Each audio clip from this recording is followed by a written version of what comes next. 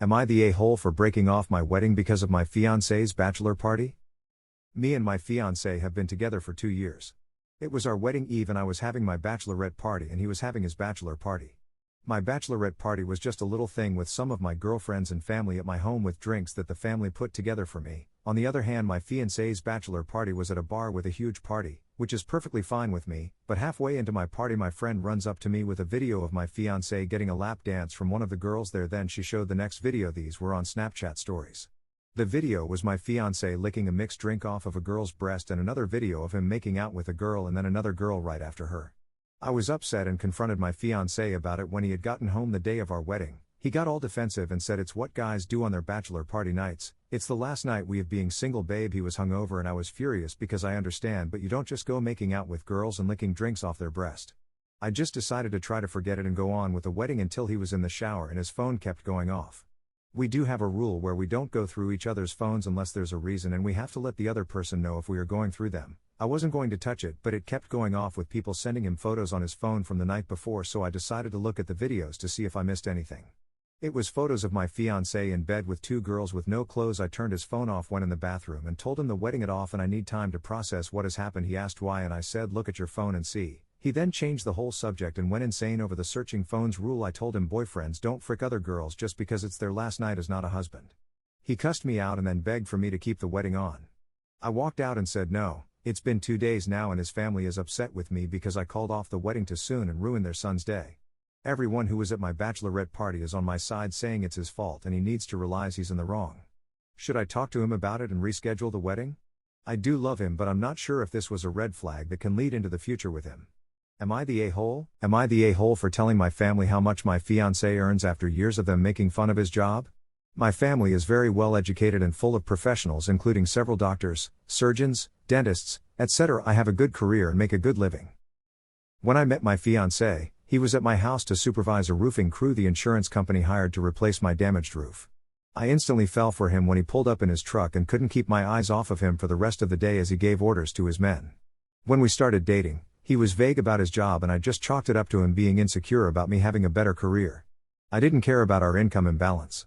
When we got serious, we talked about our future plans and that was when he told me the full extent of his little construction company. I was shocked that his construction earnings are as much as my dad's surgeon salary. Gradually he took me around to the handful of construction lots and shopping centers he owns. His rental income combined with his construction earnings is double that of my dad's. He said that few people know about his finances, and he expects me to keep what I know to myself. My parents disapproved of him since the first time I brought him home. My dad coined the term tool boy and the rest of my family joined in whenever they talk behind my fiancé's back. They don't call him that to his face but instead make snide remarks. Once my mom said during dinner that they're thinking about hiring someone to mow their lawn, then turned to my fiancé and asked him what he charges. I always try to defend him and it's a constant battle. It's gotten worse since we're planning our wedding and the other day my nerves just broke. Yesterday my parents were trying to get me into getting a prenuptial, then my dad said, "You have to protect your assets just in case tool boy decides to go slumming." I lost it and yelled at my parents. During our shouting, I blurted out his earnings and that he makes more than both of them combined. Then I stormed out. I told my fiancé what happened, but instead of supporting me, he got mad that I told his parents that. I argued that I was defending him, then we got into an argument.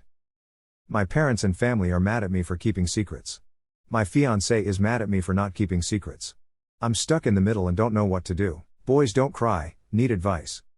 So I've been dating a woman for a little bit. It's not serious, just sort of casual, but I really like her. We've been on 3 dates. Last night she was staying over and she asked me what I was thinking about because I was still awake at 5 a.m. I said it's complicated and she wouldn't understand. But she pressed me, so I started telling her about the trauma I experienced in the Iraq War, about watching my friends fall and people trying to unalive me, etc. While talking I started breaking down and crying. She interrupted me and went on a rant about how men don't cry and I shouldn't be crying and blah blah blah. So then I felt even worse.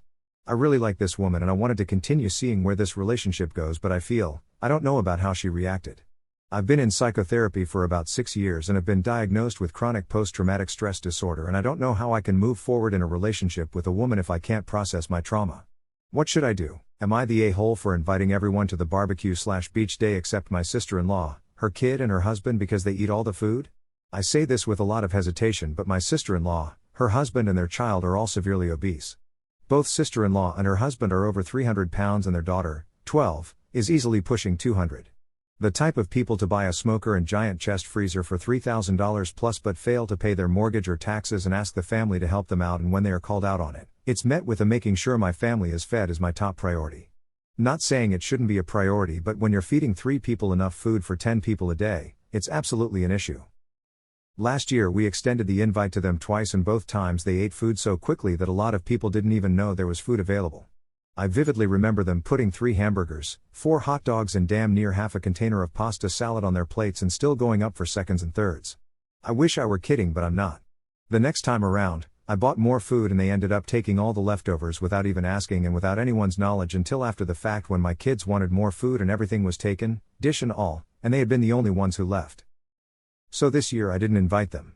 I can't afford to feed them, and quite frankly, I don't want to feed them. I don't want to have a beach day and have to run out to the store midway through to get my kids something to eat when I know I packed and cooked plenty to last a day. So I invited everyone but them. The day went great. We weren't hungry after for once. Sister-in-law caught wind, which I expected, and she immediately said we would have freaking liked a family meal too, so I simply said I can't afford to feed you. She asked what I meant, and as nicely as possible, I explained what I did above. Now I'm being called every name in the book for fat shaming and embarrassing her. Am I the a-hole? Am I the a-hole for not wanting anything to do with my brother even after he tried to delete himself? I, 27M, haven't spoken or seen my brother Kevin in 5 years. I barely speak to our parents or anyone in the family.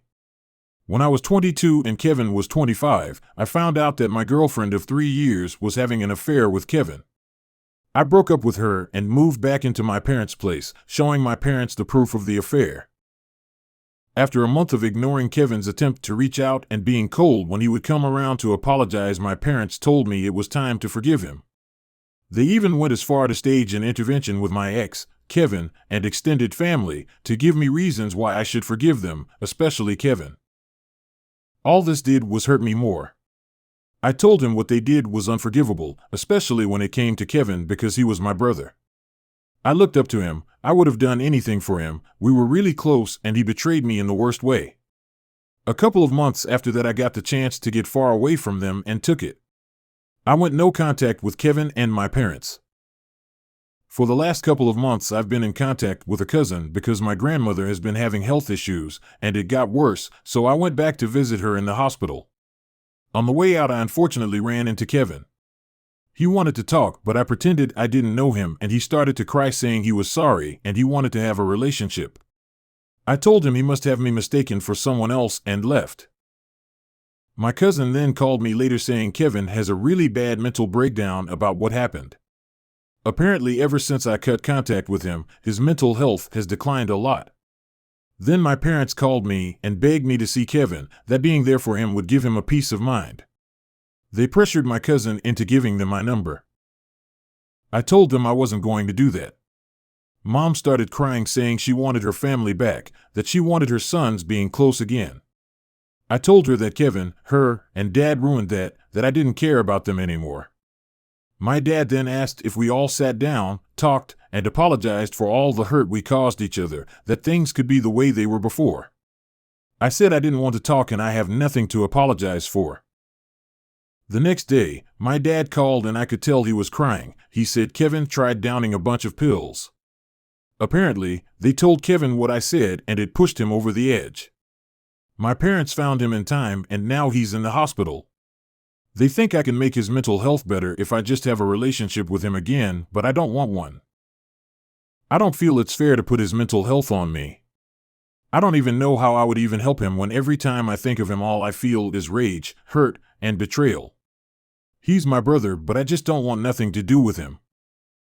So am I the a-hole for not wanting anything to do with my brother?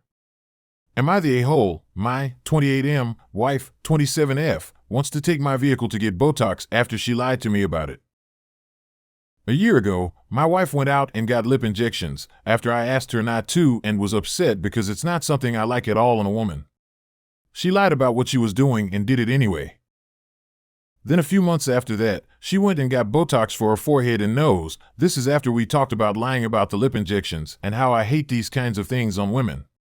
Nobody escapes time and age. Now tomorrow she is asking to take my vehicle because she is getting Botox again, apparently for the same places, forehead and nose, but something makes me think it's more than that.